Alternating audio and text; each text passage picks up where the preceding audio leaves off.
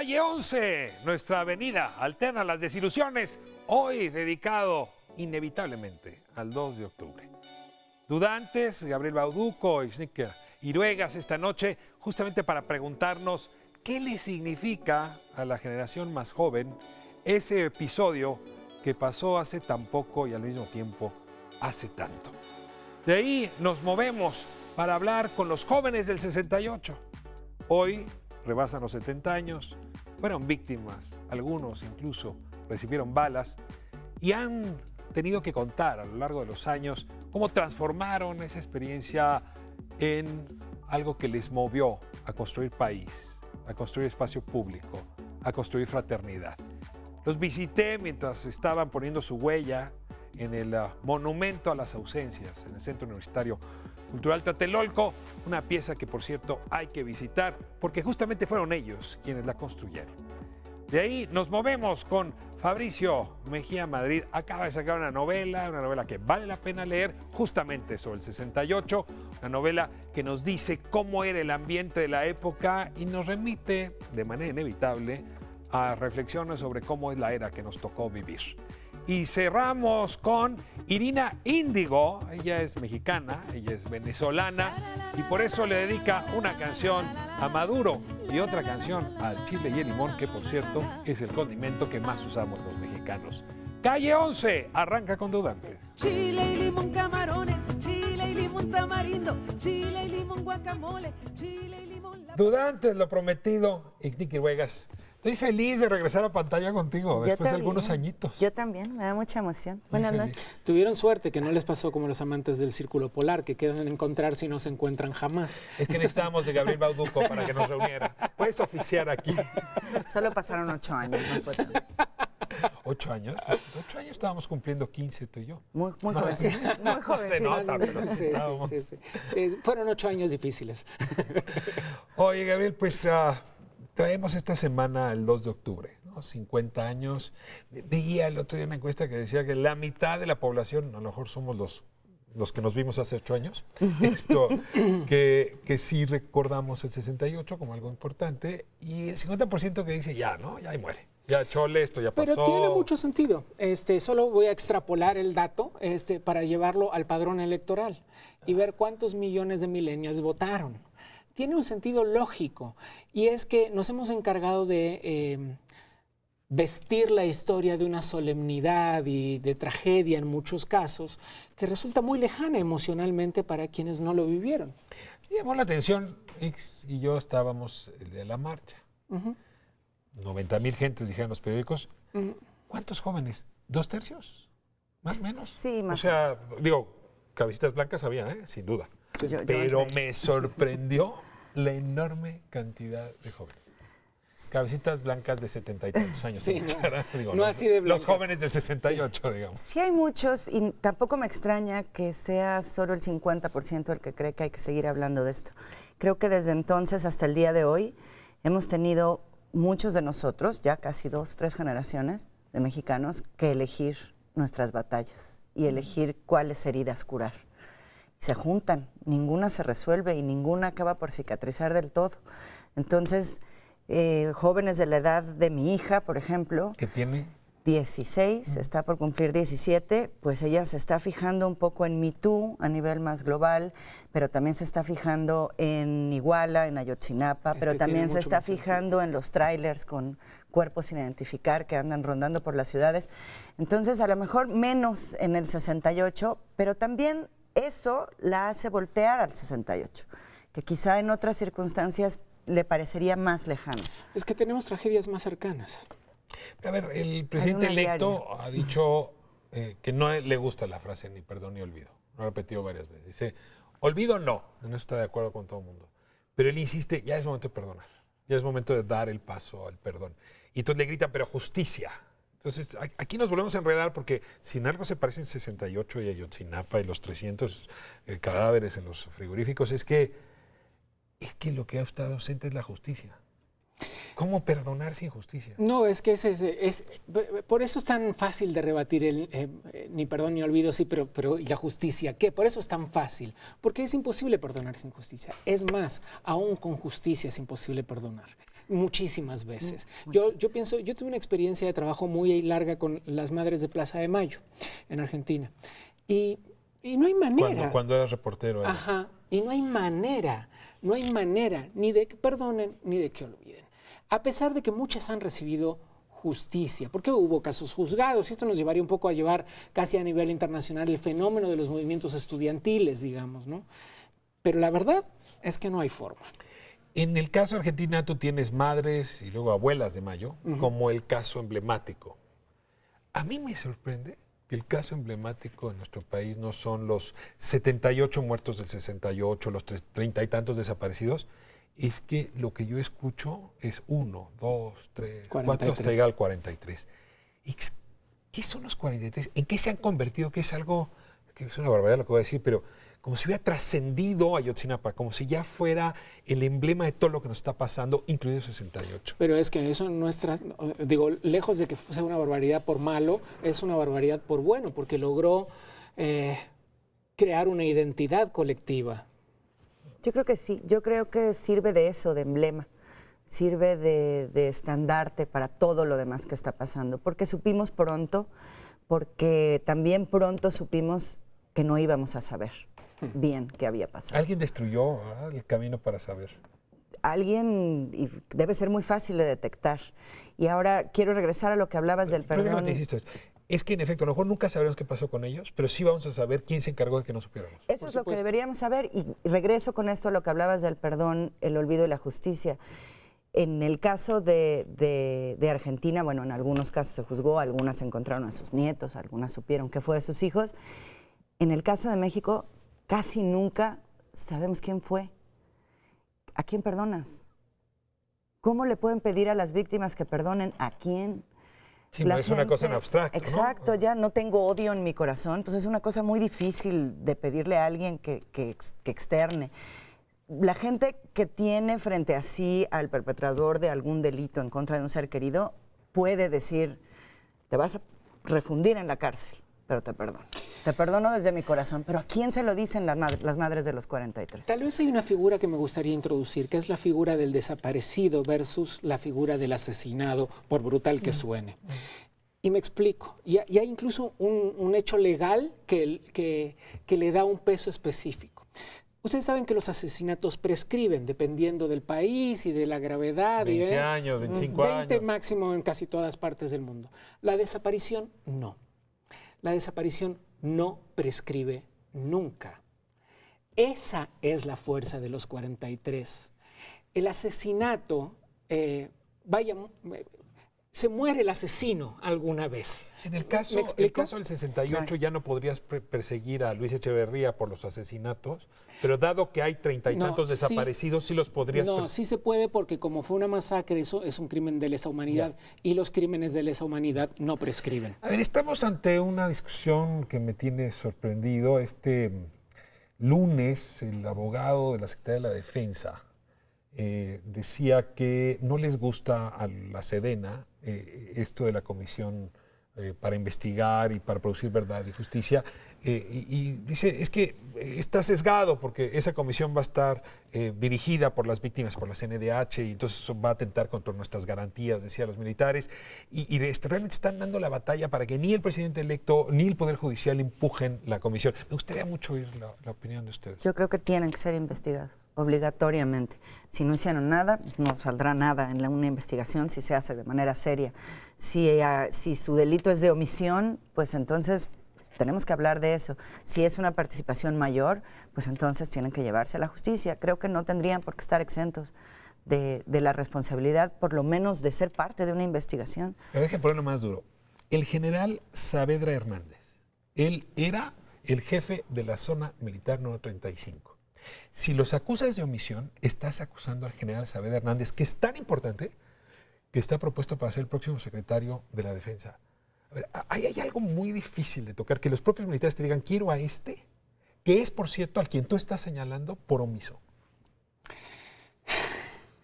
A ver, varios temas. Estoy explotando la conversación por otros rincones, pero el tema de la justicia militar. ¿Por qué la justicia militar está encapsulada? ¿Por qué cuando cometen crímenes contra los civiles no pueden ser juzgados por los civiles? Porque tienen fuero. ¿No? Y la razón justamente por la que sí debe haber una comisión, por la que sí debe estar integrada por los familiares de las víctimas, es porque ahí están Ayotzinapa, Tlatlaya, Aguas Blancas y les sigo si quieren. Y es que, aunque la Secretaría de la Defensa, con muchos de sus efectivos, ha desplegado una lucha enorme en defensa del pueblo, muchos no. Muchos sectores corrompidos de la población militar cometieron delitos. Esa es la verdad. A ver, déjame, me monto sobre esta lógica. Sí, yo lo que no alcanzo a entender, y a lo mejor tengo una mala comprensión del ejército, es que tú podrías decir, pues ahí tengo a uno en concreto que cometió un error en singular, ¿no? Un individuo.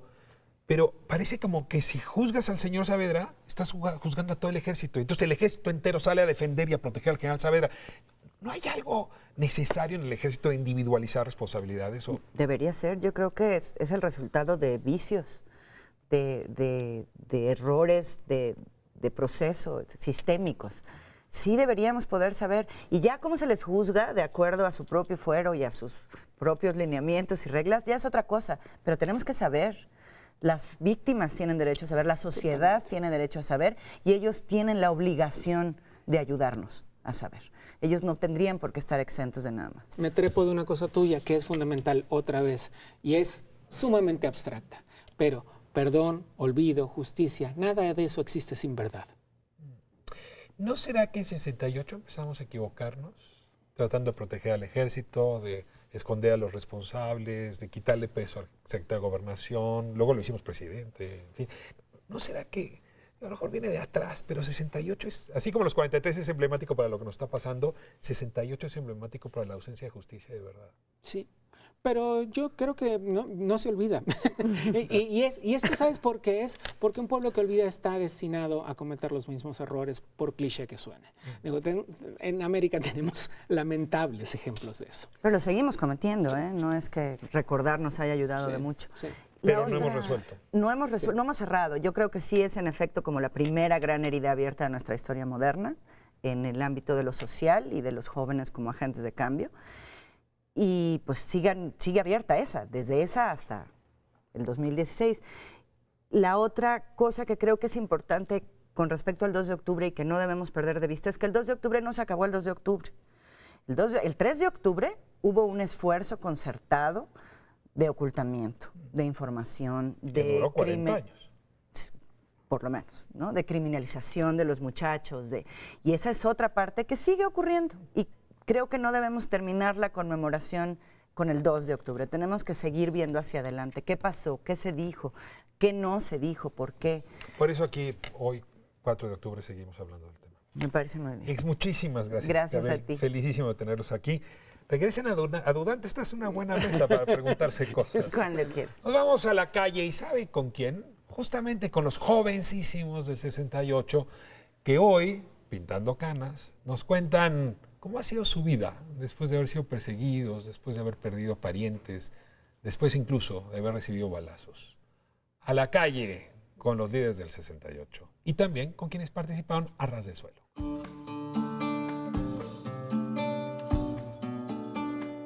My name is Yael Bartana.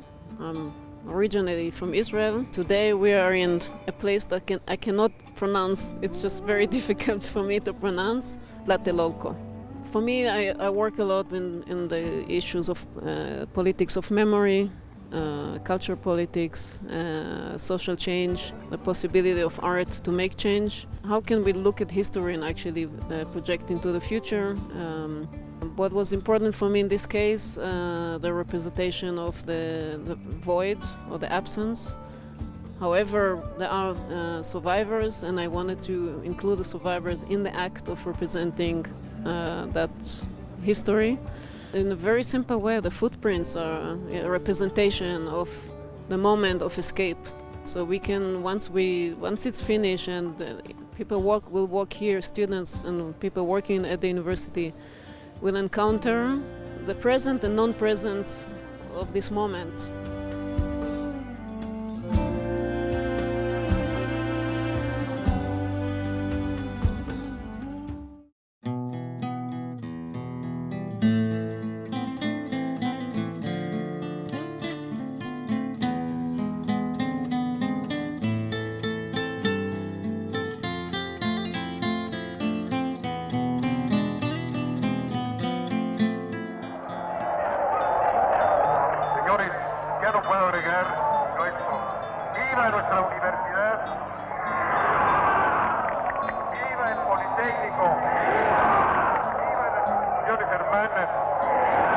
pero por encima de todo, ¡viva México!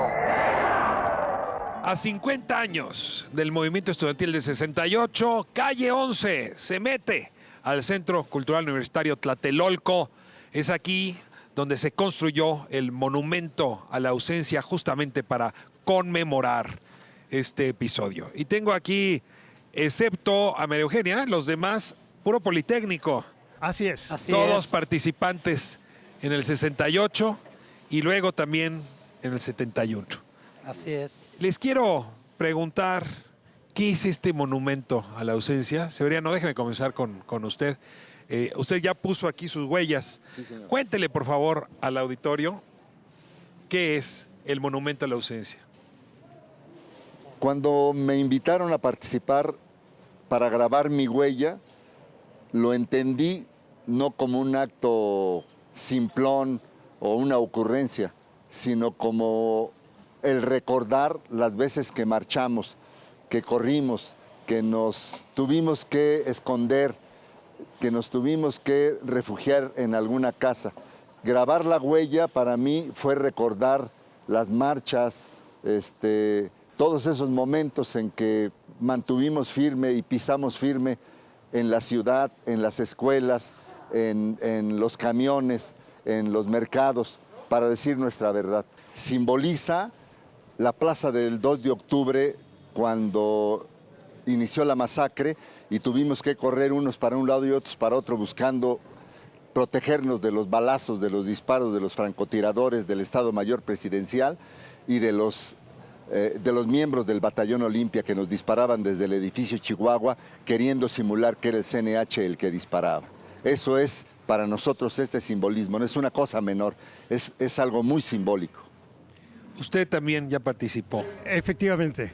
Yo estuve el día de ayer participando y inmediatamente vienen los recuerdos de lo que ha significado para nosotros Tlatelolco, no solamente en la perspectiva del Politécnico, cuando el 21 de septiembre hicimos la defensa de la Vocacional 7, sino la Vocacional 7 que ha tenido una trayectoria desde 1967 en las huelgas chapingueras, y en el 1968 la defensa que se hace aquí en Tlatelolco, la identidad que tuvimos con los habitantes de Tlatelolco, la solidaridad, las puertas de los departamentos que se abrían. Cuando corríamos sabíamos que íbamos a encontrar siempre una puerta abierta, y ese correr, ese salir, ese enfrentar la situación es en alguna medida lo que a mí me gustaría sentir cada vez que vuelva a este lugar donde hemos puesto nuestra huella.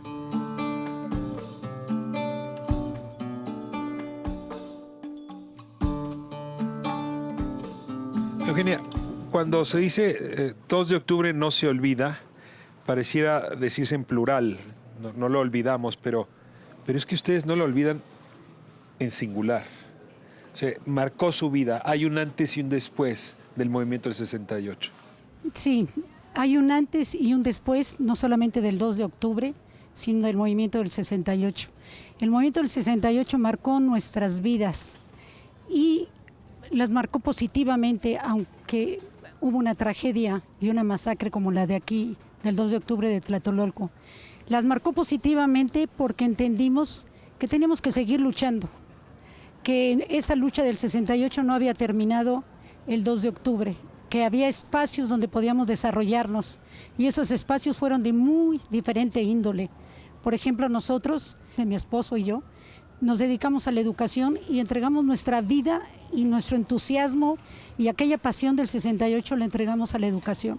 Otros compañeros entraron a otro tipo de lucha, entraron a la lucha sindical, otros entraron después a la lucha política, a los partidos políticos, que algunos de ellos se fueron, en mi opinión, echando a perder, pero siguieron luchando. O sea, creo, como lo dijo hace un rato un compañero, que no nos quedamos hace 50 años, que el 68 sí nos marcó nuestra vida, pero nos dio una ruta, nos dio un camino a seguir. ¿Usted qué le evoca el 68? ¿Qué le recuerda? ¿Qué memoria le trae? Me recuerda una parte importante de mi vida, porque como joven en el 68 tuve una participación muy activa en este movimiento. El que nos hayan reprimido el 2 de octubre forma tan brutal, en lugar de derrotarnos, más lo levantó. Nuestra moral más creció y seguimos luchando. Recuerdo que después del 2 de octubre nos seguíamos reuniendo los activistas del Politécnico, seguíamos discutiendo y nos costó un gran esfuerzo aceptar que teníamos que levantar la huelga. Acordamos levantarla, pero con un acuerdo muy firme de seguir luchando y seguir luchando por nuestros compañeros presos y seguir luchando pues porque hubiera más democracia. En 71 nos tocó la represión muy fuerte también de Echeverría. Ahí tuvimos compañeros muy queridos de nosotros que los mataron, los asesinaron. Compañeros como Severiano, que también ahí fue herido de una bala. Y eso tampoco nos atemorizó, al contrario, nos dio más valor para seguir luchando. Nos da una enorme satisfacción que después de 50 años seguimos luchando y seguimos viendo ya un México un poquito mejor.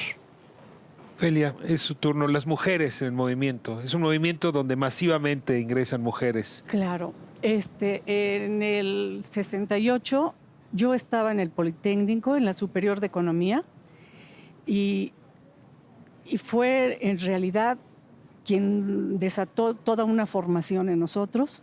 Parábamos camiones, yo fui de las que iba a botear, nos enseñamos a botear y fue una experiencia maravillosa de parte del pueblo.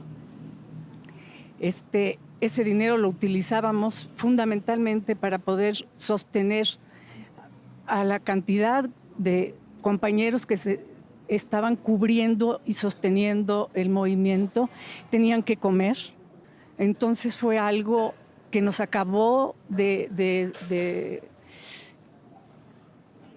educar, y la mayoría, muchos de nosotros somos profesores que iniciamos en el CCH.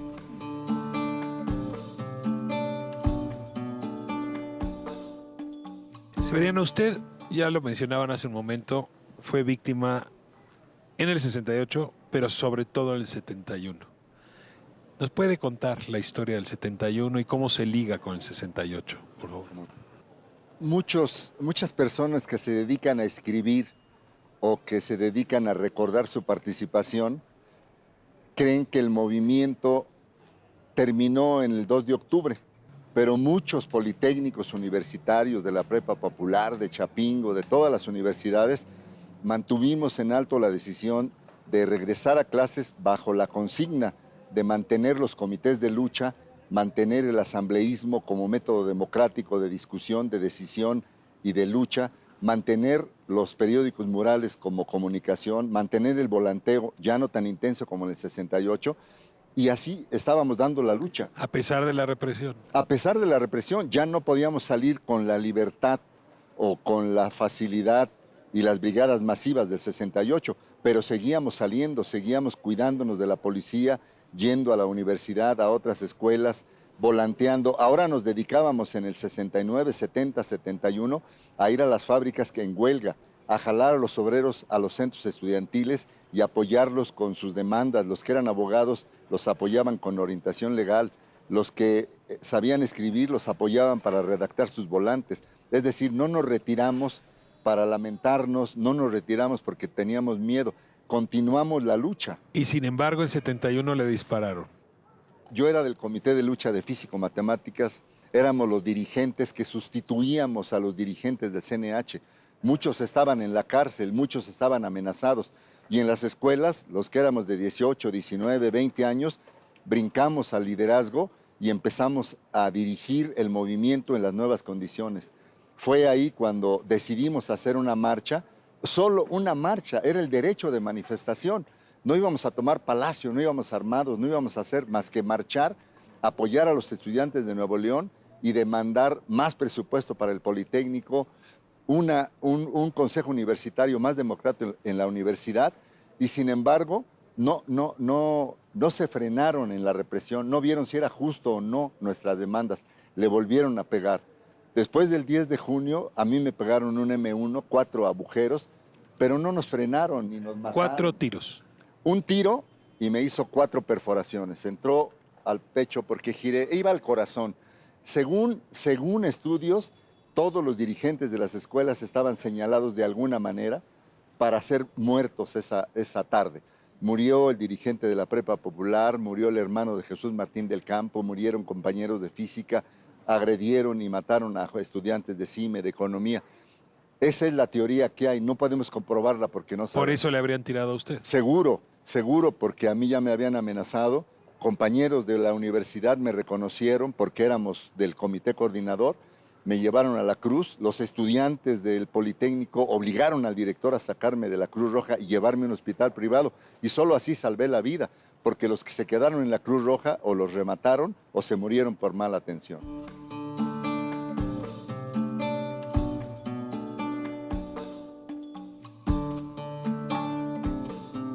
¿Qué podríamos decir hoy, a 50 años del 68? El país ha cambiado para bien. ¿Tiene usted más esperanza en lo que viene? Yo creo que una cosa muy significativa que debemos de entender, cuando nos planteamos qué fue lo que ganamos rotundamente, acabamos con el principio de autoridad, que fue a final de cuentas el factor que impidió que pudiéramos negociar. El principio de autoridad era un principio vigente en esa época y que no posibilitaba negociar lo más mínimo. Cualquier cosa que se quisiera negociar significaba para el gobierno, para los diferentes representantes del gobierno, significaba enflaquecer, ¿sí? Entonces, el simple hecho de que ese principio de autoridad lo hayamos a este momento rebasado, lo hayamos dejado en el olvido, desde mi perspectiva hay muchas cosas que ver. Hay muchas situaciones todavía por esperar, pero a final de cuentas hemos establecido condiciones en las cuales el autoritarismo ha empezado a disminuir significativamente. Déjeme cerrar con una última pregunta. ¿Por qué sus nietos, por qué los nietos de todos ustedes tendrían que ver el 68 como un momento importante? Yo creo que lo tienen que ver como un momento importante, porque lo que está pasando hoy, y me refiero, voy a vincularlo con la pregunta que contestó Jaime, este México de hoy, en este momento, es un México de esperanza que no habíamos tenido hace mucho tiempo. ¿Y eso qué significa? Que esta esperanza es para mis nietos, esta esperanza es para nuestros hijos todavía, y esta esperanza es el producto del 68. Nos tardamos 50 años. No quiere decir que lo que viene va a ser perfecto. No quiere decir que a partir del día 1 de diciembre ese país se pone como un arco iris precioso, lleno de luz, etcétera. Quiere decir que estamos andando como esta plancha que acabamos de hacer, que estamos caminando, y ahora lo que necesitamos es caminar todos juntos para mejorar este país. Y ahí mis nietos, aunque son pequeños, tienen un papel, y ese papel es el de mis hijos, enseñarles a ellos que este país necesita que todos, los grandes, los pequeños, los medianos, los adolescentes, los jóvenes, jalemos en el mismo sentido, que seamos solidarios y que entendamos que si no nos ponemos todos a movernos, este país no va a mejorar. Pues recuperando estas palabras, yo le invito a usted para que venga al Centro Universitario Tlatelolco, este lugar, este monumento a la ausencia, y voy a usar sus palabras, quizá también un monumento a la esperanza. Regresamos a estudio. No saben cuánto les agradezco el esfuerzo que durante estos 50 años han invertido para construir país, para ofrecernos a las siguientes generaciones un México que esté a la altura de su nombre y de su dignidad. Regresamos a estudio. Gracias.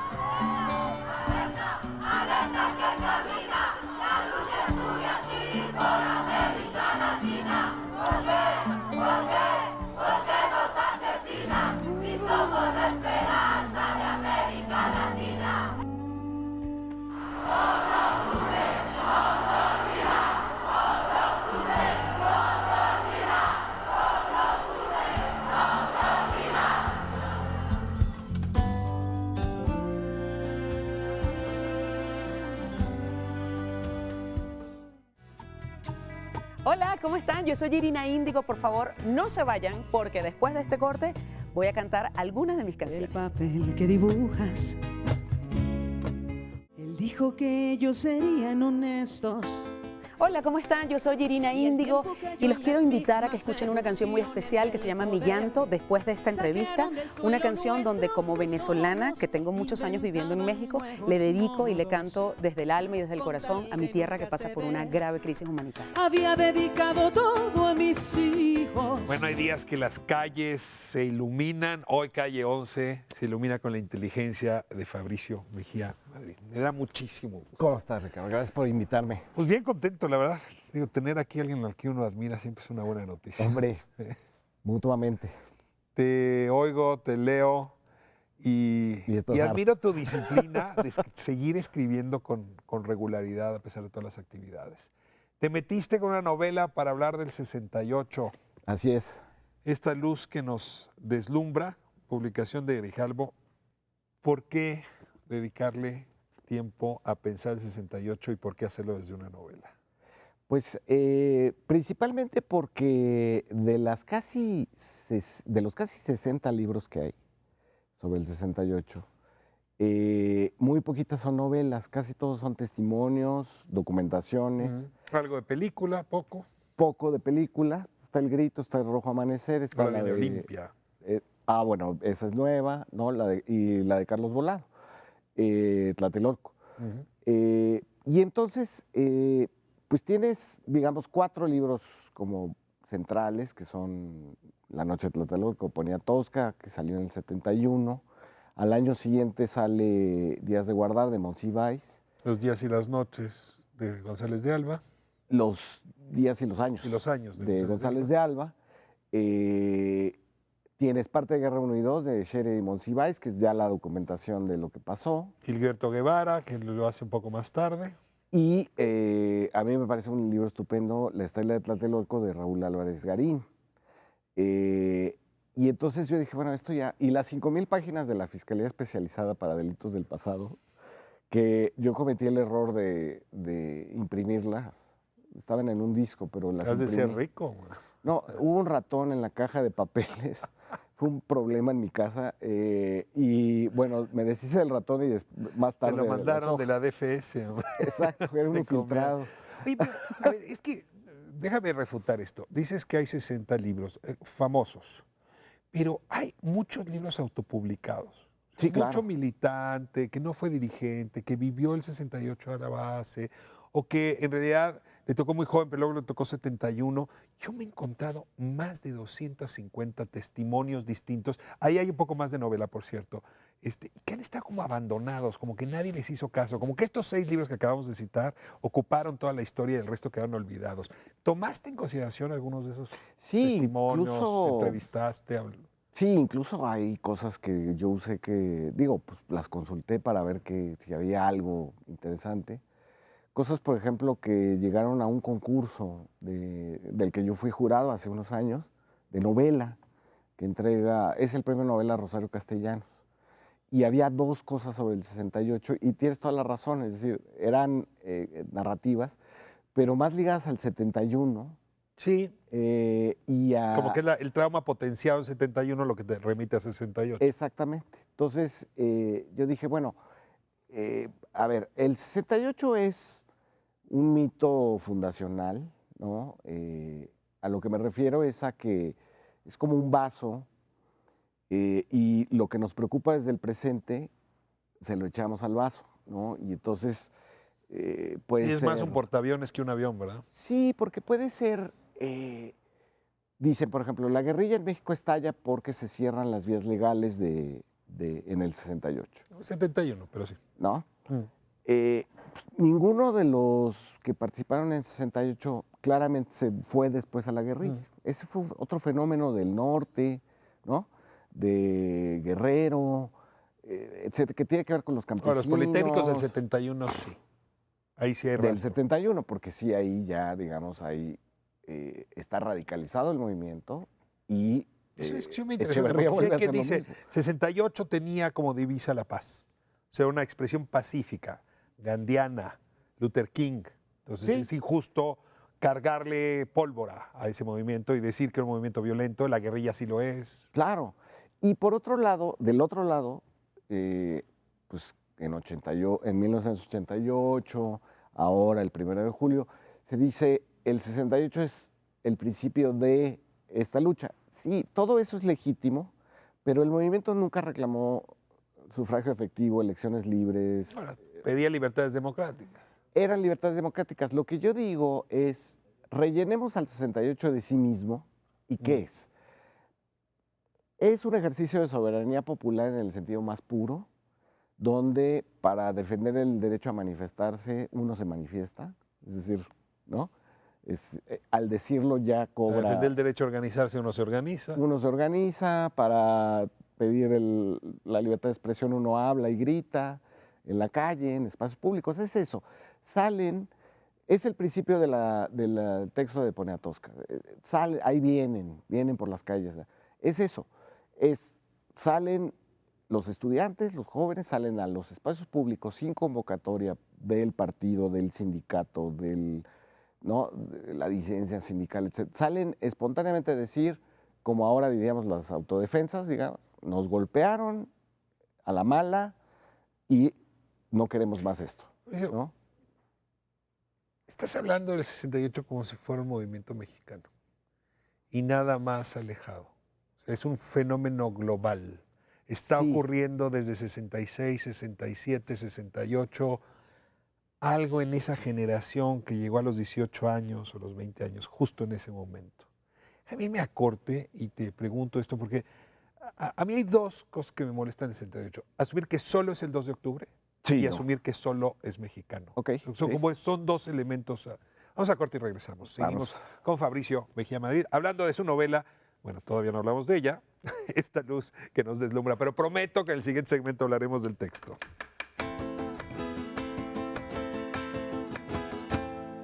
Él dijo que le importaba a su pueblo. Creímos que ya era tiempo de apostarle a algo mejor. Él dijo que el odio se acabaría y pensé al fin y al cabo, no se puede estar peor. Él dijo que le importaba el futuro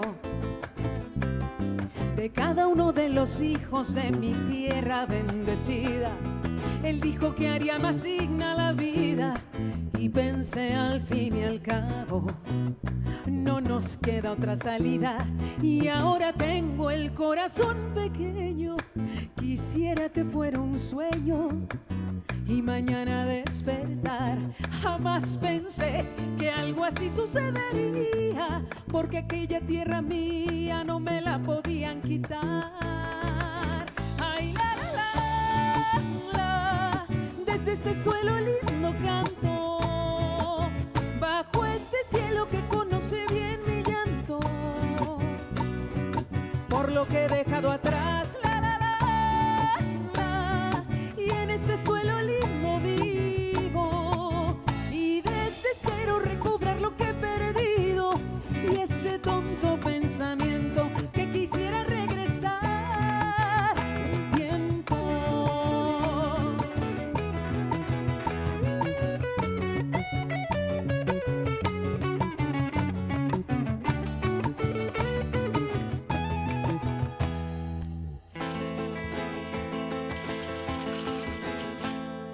Él dijo que ellos serían honestos y al tiempo cayó en las mismas seducciones del poder. Saquearon del suelo nuestros tesoros, inventaban nuevos modos con tal de nunca ceder. Había dedicado todo a mis hijos, quería que ellos tuvieran la vida que yo no tuve. Y cuando al fin respiré porque pude, con el hambre y la miseria, volvieron mis inquietudes y ahora tengo el corazón pequeño. Quisiera que fuera un sueño y mañana despertar. Jamás pensé que algo así sucedería, porque aquella tierra mía no me la podían quitar. Ay, la, la, la, la, desde este suelo lindo canto, bajo este cielo que conoce bien mi llanto, lo que he dejado atrás. Desde esta tierra linda pido la libertad de mi pueblo tan herido y este tonto pensamiento de querer recuperar el tiempo.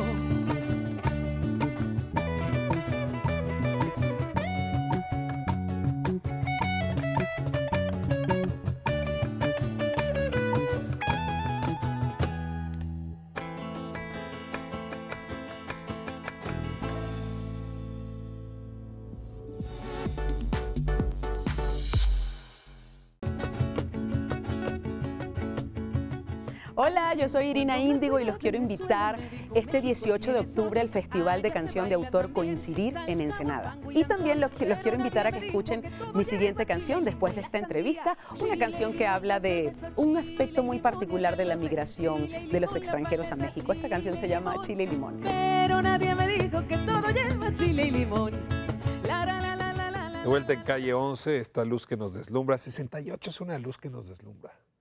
Sí. Sí. El 2 de octubre la tragedia comenzó con una luz que nos deslumbra, con una bengala que deslumbró y que dio inicio a la violencia. ¿El título de dónde viene? El título es una frase de Eduardo Valle, el búho, en la Marcha del Silencio.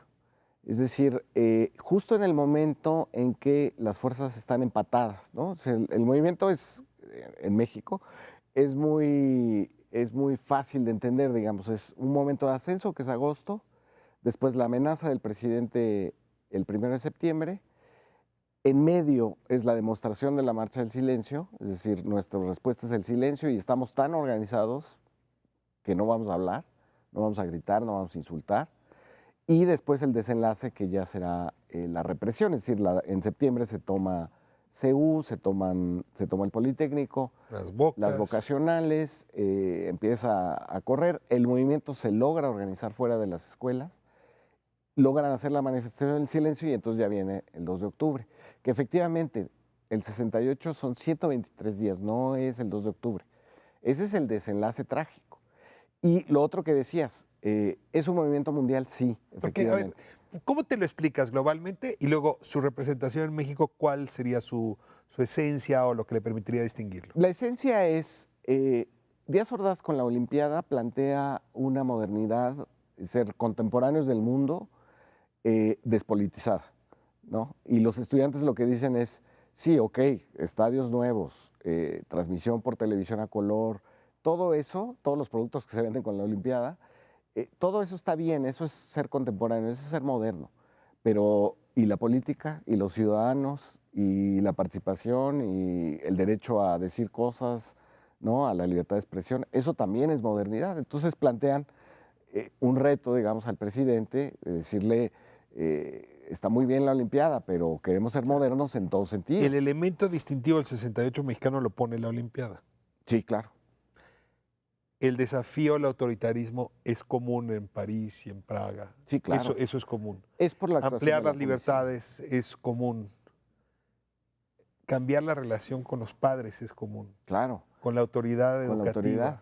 Sí, todo eso es común. Todo eso es común, es decir, tienes un rompimiento en términos de la idea de lo que es la vida buena, digamos, ¿no? O sea, la vida buena no solamente es una licuadora, no es Mad Men, pues, ¿no? La vida buena tiene que ver... Es una serie que habla muy bien de cuáles sean los valores en juego, entonces. No, los valores de... Y cierta hipocresía incluso alrededor de esos valores. Claro, porque es decir, todo se puede mercantilizar, todo se puede anunciar, ¿no? Oye, hay un actor clave en el 68. Yo creo que sí merece ser reconocido. Y está mal dicho actor, es una actriz. La mujer irrumpe en el 68. Así es. Quiebra visiones, miradas, relaciones, en fin. En tu novela hay una intención de ir retratando estos como momentos de desadaptación entre de dónde se venía y hacia dónde se iba, en fin. La mujer ahí adentro. Sí, de hecho, una de las voces que yo uso, que son como monólogos interiores, es de una mujer que nunca se sabe bien, pero como que estudia teatro, ¿no? Como que es de la facultad, de mi facultad. De filosofía. De filosofía. Y entonces ella le está como tratando de contar algo como a un novio, a un amigo o alguien que ya, al que no ve, que vio en la primera marcha. Y esa idea, digamos, de que había mujeres en el movimiento que tenían otro papel que no fuera el de ayudar, ¿no? Como en la Revolución Mexicana o Adelitas, edecanes. o como las que se tendieron en las vías de los trenes cuando el movimiento ferrocarrilero, ¿no? Aquí no, aquí estaba la Tita Avendaño, Roberta Avendaño, la de Derecho, que era representante de Derecho en el Consejo Nacional de Huelga, un personajazo, ¿no? Que les cobraba... ¿Inspira a este personaje de tu novela? Sí, Sí, ¿no? Sí, y fíjate que, bueno, la menciono varias veces, copio el corrido de la Tita, ¿no? Porque cuando entra el ejército a CEU, entra tan mal, ¿no? Que les da chance de salir a todos pues, corriendo y la Tita se alcanza a aventar por la barda de Paseo de las Facultades. Entonces tiene un corrido de eso. Pero hablé con Nacha Rodríguez, que todavía está por ahí en el Comité del 68, y ella, por ejemplo, me dijo una cosa que me interesó y que la pongo en la novela, que es que los presos políticos del 68 eran los hombres que estaban en Lecumberri.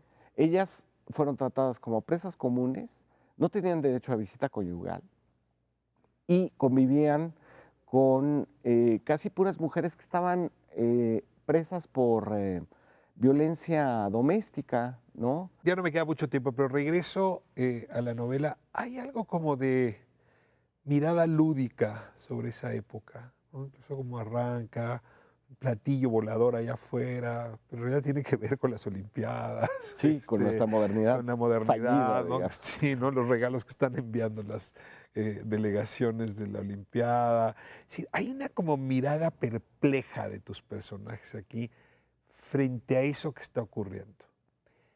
Te quiero preguntar, ¿te salió también ese ejercicio porque hoy tú traes una mirada perpleja con respecto al México que está arrancando?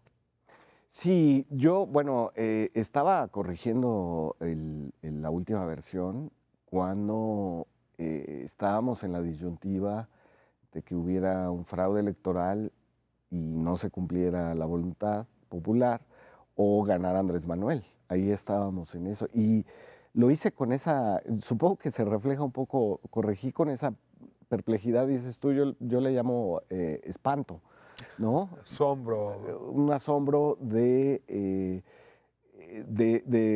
la posibilidad de que se cancelara una vía nueva, que no por nueva es mejor, pero es nueva.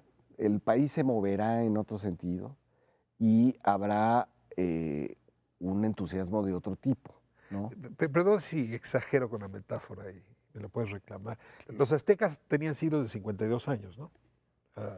Eso era lo que duraba un sol, un nuevo sol cada 52 años. Tú naciste en 68, 67. 68. 68. Somos exactamente de la misma edad. ¿Tienes la sensación como yo que en realidad sí se está cerrando una época este año? Sí, yo creo que sí. O sea que a la azteca, ¿se está cerrando un ciclo? Sí, yo creo que sí. Incluso López Obrador podría ser más bien el producto de ese cierre que... Claro, tiene que ser necesariamente el producto de un cierre y una apertura. Tiene que estar entre las dos, ¿no? Nadie, como yo les decía, aquí nadie es extraterrestre, nadie salió de afuera y va, ¿no? Aquí somos parte de la misma cultura, de las mismas prácticas políticas y de las ideas que tenemos, es lo que dices, ¿no? Tenemos algo con el 8, 68, 88, 2018, que no es el Chavo del 8, pero sí creo que esta idea, digamos, esta consigna de hagamos historia, tenía algo que ver con eso, con la idea de cerremos ya esta etapa y abramos una nueva etapa del país, entre más gente, entre todos, con las ideas que no hemos considerado, ¿no? Yo creo que es eso lo que sucede, lo que se cancela en 68. Pues finalmente 68 es una derrota política y es una victoria moral, ¿no? Tú conociste bien a Nacho Padilla, escritor también de nuestra generación. Nacho tiene una frase lapidaria, decía, no vaya a ser que lo mejor que nos pasó en la vida haya sido nacer en el 68. Pues lo mejor que te va a pasar todavía estar por venir.